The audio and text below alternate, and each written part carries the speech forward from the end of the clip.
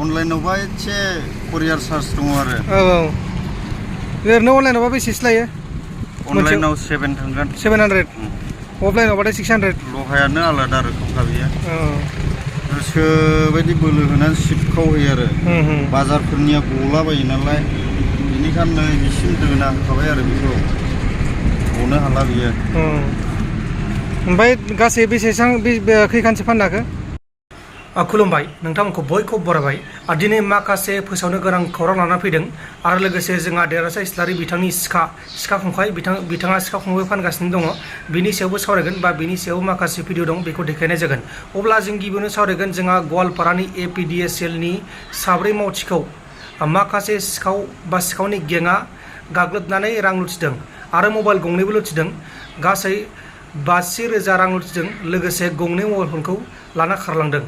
बे समाव बे जाथायनि सायाव पुलिसा गावसोरनि खामानिखौ मावगासिनो दङ आरो बे जाथाया जादों गवालपारा जिल्लानि सिङाव थानाय सिमलि टलायाव जेब्ला बिसोरो गावसोरनि खामानिखौ मावनानै फैगासिनो दंमोन अफिस फारसे, बे समावनो लामा ससेयाव बे जाथाया जादों आरो गाग्लोबजानाय APDSLनि मावथिफोरनि मुङा जाबाय लुत्फुर रहमान, जाहिदुल इस्लाम, जाहानुर आलम आरो रबिउल हुसैन। जेब्ला बिसोरो खामानिनिफ्राय अफिसाव थांगासिनो दंमोन अब्लानो बे जाथाया जादोंमोन आरो गाग्लोबग्राफोरनि मुंखौबो मिथिनो मोननाय जादों। गाग्लोबग्राफोरनि मुङा जाबाय राफिकुल खान, जयदेब दास, मृदुल मेधि आरो अमिताभ मेधि। दा बिसोरखौ एरेस्ट खालामनो थाखाय नागिरनाय खामानिया सोलिगासिनो दङ। गिथाव बाथावै जादों बे जाथाया। लोगोसे जोंहा दायो सावरायगोन जोंहा मोनसे गिथाव बाथाव थैनाय जाथाय। बे जाथाया जादों आसामनि जरहाट डिस्ट्रिक्टनि सिङाव थानाय मारियानियाव गंसे टाटा सुमु आरो गंसे ट्राकनि गेजेराव खर'जों खर' मोगा मोगि सौदावनानै जाब्रबथाय जानानै 60 सुबुङा अबथिरायै जिउ गोमादों आरो बे जाथायाव ट्राक ड्राइभार आरो ट्राकनि हेन्डिमेनआ गोब्राब जोखोम जादों। बे समाव बिसोरखौ गाज्रि थासारियाव, अदेबानि थैहां थासारियाव फाहामसालियाव फाहामथायगासिनो दङ आरो बे जाथायखौ लानानै रायजो नाङैनो गोबां दुखुनि फोरमायदों। गासै 60 सुबुङा थैदों। गंसे टाटा सुमु गारि आरो गंसे ट्राकनि गेजेराव जाब्रबथाय जादों आरो जाब्रबथाय जानाय लोगो लोगो गंनैबो गारिया गोथौ हाखर 200 फुट गोथौ हाखराव गोलैलांदों। बेबायदि जाथाया जादों। अब्ला दानिया फैदो जोंहा देरहासार इस्लारि बिथाङा मा बुंखो गावनि सिखानि सायाव, बेखौ खोनासंदो। जोंहा नैबेहाय काजलगाव बङाइगाव, बेहाय जोंहा आदा देरहासार इस्लारिनियाव जोंहा आदा राजाया सिखा खंखाइ लांफैदों। बेसेबा गोजाननिफ्राय दावबायबोदों। गुवाहाटिनिफ्राय सिखा खंखाइ गंनै लांनो फैदों। गंसेयाव 600 करि होनदोंमोन ना? गंसेयाव 600 करि। बिथांनि सिगाङाव थांनानै जायफ्रा अर्डार खालामनो गोसो दं खालामबानो जाबाय।